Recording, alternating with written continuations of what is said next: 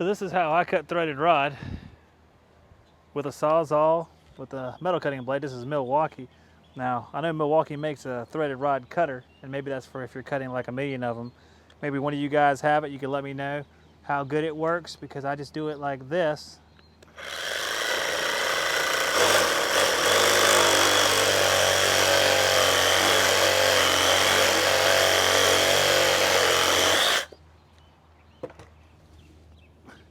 I think the biggest problem is this can kind of damage the threads a little bit.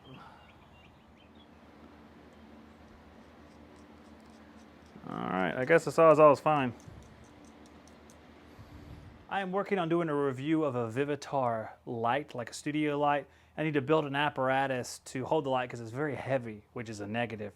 So I have cut a piece of threaded rod, have a camera adapter here that goes from 3/8 to 1/4. And I'm going to find a piece of wood to drill a hole in so I can mount that light to the piece of wood. Have a nice 2x10 here, which should serve the purpose. I'm going to put a couple of my awesome Mr. Peanut nail holding cans here. And what I'm going to do is I'm just going to drill a hole right in the middle of this, nothing perfect needed.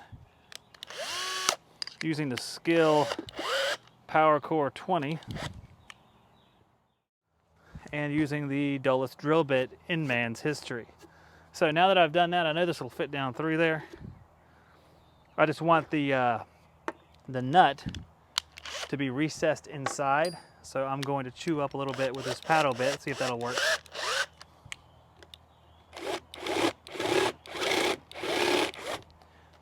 Just put a little indentation in there so that nut will fit down inside of there once it's tightened up.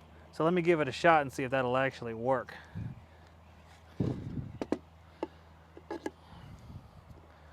Something like that right there. Put a washer here. Flip it over. I want to recess up into there, which should be pretty easy. I can just tap on that or just tighten it up and it should bring it up in there. This wrench is extreme overkill, but I just bought it yesterday, so that's what we're using. It's a heart adjustable wrench. Looks like a pretty wide mouth bad boy.